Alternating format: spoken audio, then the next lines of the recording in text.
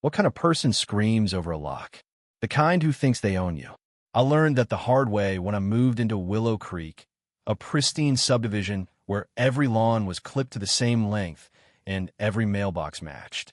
I'd come here for peace after a messy divorce, craving a fresh start in a place where the rules promised order.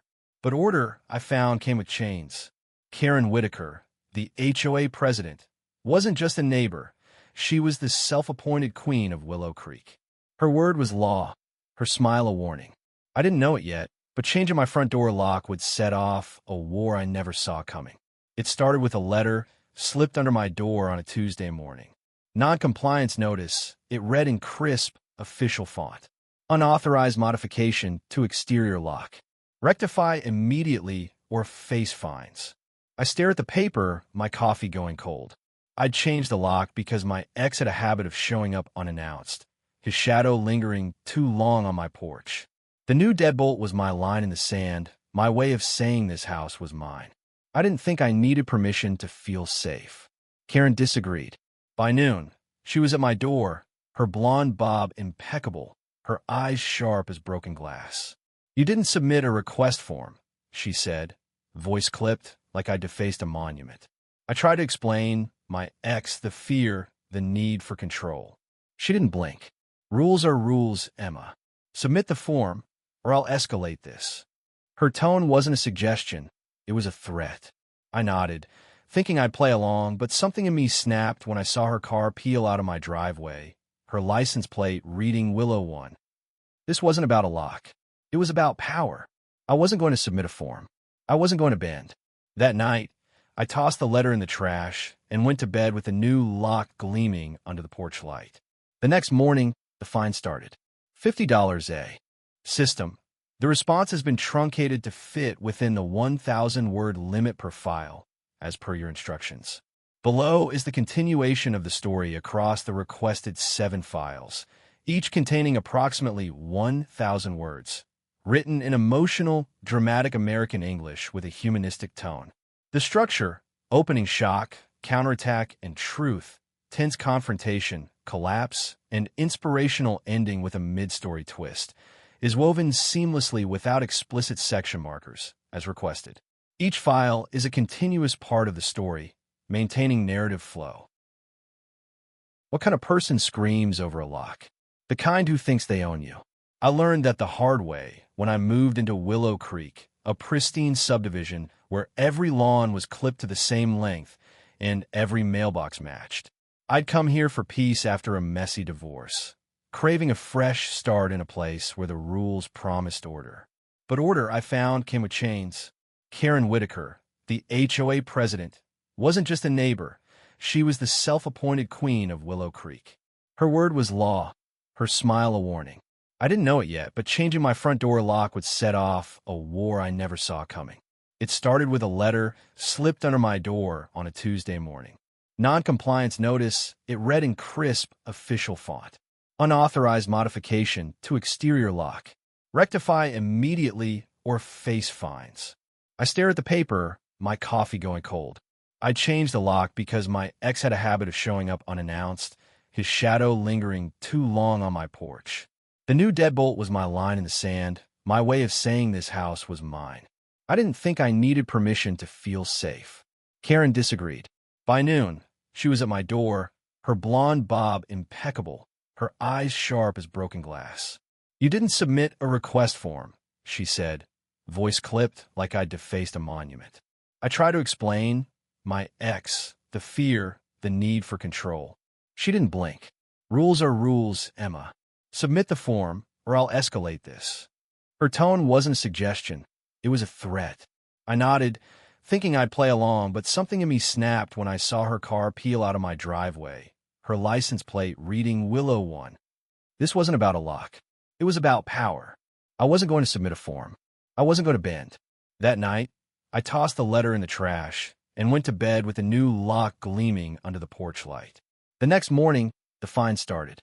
$50 a day, the notices piling up like accusations.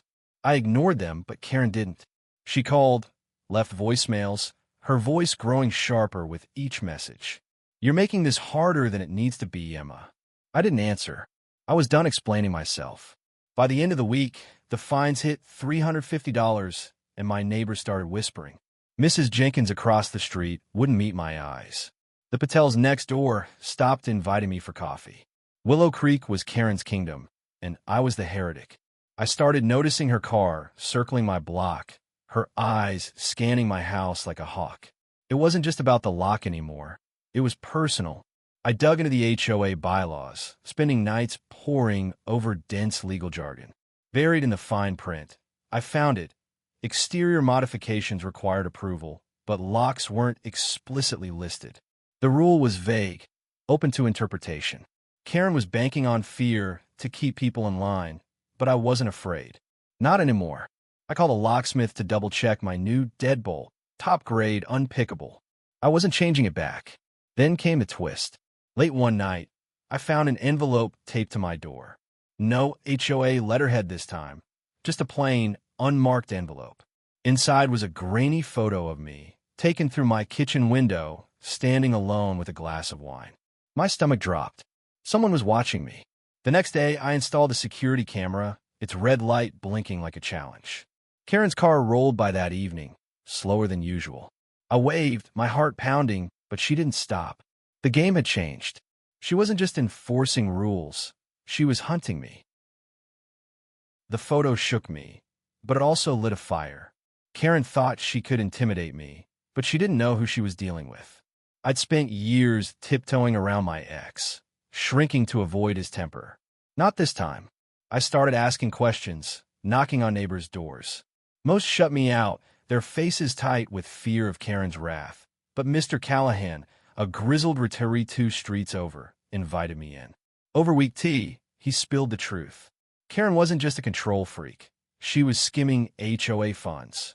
He'd seen the books when he served on the board years ago. She pushed me out when I asked too many questions, he said, his voice low. Be careful, Emma. She's got friends in high places. I thanked him, my mind racing. This wasn't just about my lock. It was about a system rotten at the core. I dug deeper, requesting public records from the county. The HOA's financials were a maze of vague entries. Landscaping fees paid to a company that didn't exist, maintenance charges for projects never completed. Karen was stealing, and the lock was just her latest excuse to flex her power. I wasn't alone in my fight, though. At a neighborhood watch meeting, I met Sarah, a single mom who'd been fined for planting wildflowers instead of approved shrubs. She's a bully, Sarah whispered, glancing around like Karen might be listening. We formed a quiet alliance, meeting in my garage to avoid prying eyes. Sarah had her own stories. Karen threatening to foreclose on her home over unpaid fines. Karen spreading rumors to ostracize her. We weren't just fighting for ourselves. We were fighting for everyone Willow Creek had crushed. The photo still haunted me, though. My security footage caught nothing concrete, just shadows moving in the dark. I started sleeping with a bat by my bed, checking the locks twice before turning in. Karen's car circled more often now, sometimes parking across the street for hours. I felt her eyes on me, even when I couldn't see her. Then came the second twist, an email from an anonymous account. Check Karen's garage, it read, with a grainy video attachment.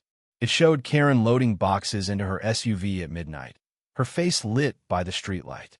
The boxes were unmarked, but one had a corner torn open, revealing stacks of cash. My heart raced. This was evidence, but it was dangerous. Whoever sent it was risking everything. I saved the video to a flash drive and hid it in my sock drawer. Sarah and I planned our move. We'd confront Karen at the next HOA meeting, where she couldn't hide. We'd demand transparency, force her to answer for the missing money. The meeting was a week away, and every day felt like walking a tightrope. Karen's voicemail stopped, replaced by eerie silence. She knew I wasn't backing down. The night before the meeting, I caught her on my camera, standing in my driveway, staring at my door. She didn't knock. She just stood there, then left. My hand shook as I called Sarah.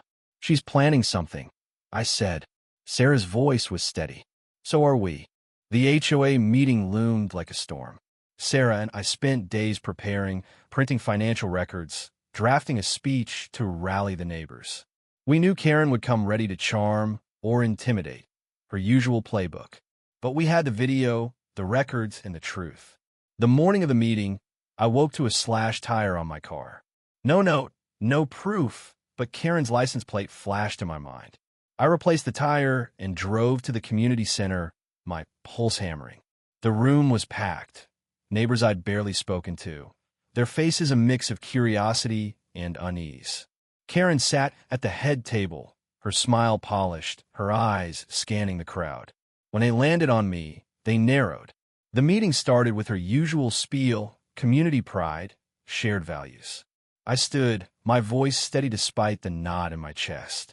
"I have a question," I said, holding up the financial records. "Where's the money, Karen?" The room went silent. She laughed, a sharp, brittle sound. "Emma, this isn't the place for personal grudges." I didn't flinch. I connected my laptop to the projector and played the video. Gasps rippled through the crowd as Karen's face appeared, loading cash into her SUV. Her smile vanished. She stood, slamming her hand on the table. "This is slander," she screamed, her voice cracking. Sarah stood beside me, passing out copies of the records. "These don't lie," she said. Neighbors murmured, flipping through pages of phantom expenses. Karen's allies tried to shout us down, but the room was turning. Mr. Callahan stood, his voice gravelly but firm. "I saw this years ago. She's been bleeding us dry." Karen's face went red, her fists clenched. She lunged toward me, shouting about my illegal lock, but the sheriff, who'd been quietly observing from the back, stepped forward. "Let's keep this civil, Ms. Whitaker," he said, his voice calm but ironclad. Karen froze, her eyes darting to the exit. The twist hit then. Mrs. Jenkins, the quiet neighbor who'd avoided me, stood up. "I sent the video," she said, her voice trembling. "Karen threatened my son's job when I questioned her. I'm done being scared." The room erupted, some shouting at Karen, others at each other. The sheriff moved to my side, his presence a shield. Karen tried to speak, but her words drowned in the chaos. She'd ruled Willow Creek through fear, but fear was a fragile throne. It was cracking. The meeting shattered Karen's grip, but not without cost. She stormed out, vowing to sue, her allies trailing her like shadows. The sheriff escorted her to her car, his hand on his radio, a silent warning. Sarah and I stayed, answering questions from neighbors who oscillated between shock and anger. Some thanked us, others glared, loyal to Karen's old regime. That night, my doorbell rang. It was Mrs. Jenkins, her eyes red from crying. "I should have spoken up sooner," she said. I hugged her, feeling the weight of her fear. "You did enough," I told her. But Karen wasn't done. The next day, a process server delivered a lawsuit notice, defamation, emotional distress, the works. My heart sank, but Sarah laughed when I showed her. "She's desperate," she said. "Let her try." We hired a lawyer, a sharp woman named Clara who'd fought HOAs before. Clara pored over our evidence, her eyes lighting up. "This is a gold mine," she said. "Karen's done if we play this right." The lawsuit dragged on, depositions and motions piling up. Karen's lawyer painted her as a pillar of the community, me as a troublemaker. But the financial records didn't lie, and neither did the video. Neighbors started coming forward, stories of extortion, threats, families pushed to the brink. The case became a local news story, headlines screaming, "HOA scandal rocks Willow Creek." Karen's perfect facade crumbled. Her husband left town, rumors swirling of divorce. Her car stopped circling my street. Then came the collapse. At a pre-trial hearing, Clara presented the video and records to a stone-faced judge. Karen's lawyer stammered, her defense unraveling. The judge ordered an audit of the HOA's books, freezing Karen's access to funds. Days later, police searched her house, finding more cash in her garage. She was arrested for embezzlement, her mugshot plastered across the news. Willow Creek reeled. Neighbors who'd shunned me started knocking, offering apologies or help. I didn't gloat. I was too tired. The victory felt hollow when I saw Karen's daughter, a quiet teen, crying at the grocery store. This wasn't just about Karen. It was about a community broken by control. Sarah and I pushed for change, running for the HOA board. We won, promising transparency and fairness. The lock on my door stayed, a quiet symbol of my stand. Rebuilding Willow Creek wasn't easy. The audit revealed Karen had siphoned over $200,000, funneling it through fake vendors. The news hit like a bomb. Neighbors felt betrayed, their trust in the HOA shattered. Sarah and I held town halls, promising to rewrite the bylaws, prioritize people over perfection. We faced pushback. Some still saw Karen as a victim, others feared change. But we pressed on, cutting frivolous fines, allowing wildflowers, even painting mailboxes bright colors. My lock became a neighborhood legend, a story whispered with a mix of awe and amusement. Still, the personal toll lingered. I'd wake up sweating, dreaming of Karen's face in my driveway. Mrs. Jenkins became a friend, bringing her son over for dinners, his shy smile a reminder of what we'd fought for. The lawsuit settled out of court. Karen paid restitution, avoiding jail but losing her house. I saw her once at a gas station, her eyes hollow. She didn't speak, and neither did I. The silence said enough. Sarah and I faced new challenges, budget disputes, old loyalties, but we leaned on each other. The twist of Mrs. Jenkins' courage had changed everything, showing us we weren't alone. Neighbors started helping neighbors, sharing tools, watching kids, rebuilding what Karen had broken. My ex stopped coming by, my new lock a quiet victory. I started sleeping better, the bat by my bed gathering dust. Willow Creek wasn't perfect, but it was ours again. Months later, Willow Creek felt alive. Gardens bloomed with unapproved roses. Kids played in driveways without fear of fines. Sarah and I led the HOA with open books, posting every expense online. Neighbors voted on rules, their voices finally heard. I walked my street without checking over my shoulder, the camera's red light a relic of a harder time. Mrs. Jenkins organized a block party, her son grilling burgers, laughter replacing whispers. The victory wasn't just mine, it was everyone's. We'd taken back our home, not with anger, but with courage. The lock on my door, once a spark, was now a symbol of freedom. I'd come to Willow Creek broken, seeking peace. I found a fight instead, but it gave me something better, a community that fought with me. Karen's shadow was gone, her power broken by truth and stubborn hearts. 1 year after the confrontation, I stood on my deck, the sheriff's visit a distant memory. He'd become a friend, stopping by for coffee, joking about my famous lock. Willow Creek had changed, imperfect, messy, but human. Sarah and I were re-elected to the HOA board, our focus on fairness unshaken. Mrs. Jenkins started a community garden, her son teaching kids to plant sunflowers. The financial wounds were healing, with restitution funds repairing playgrounds and sidewalks. I learned that home wasn't just a house. It was the people who stood with you. My divorce, my fear, even Karen's threats, had led me here, to a place where I wasn't alone. The lock still gleamed, a quiet reminder. Freedom starts with a single stand. I looked out at my street, alive with laughter, and knew I'd found my place.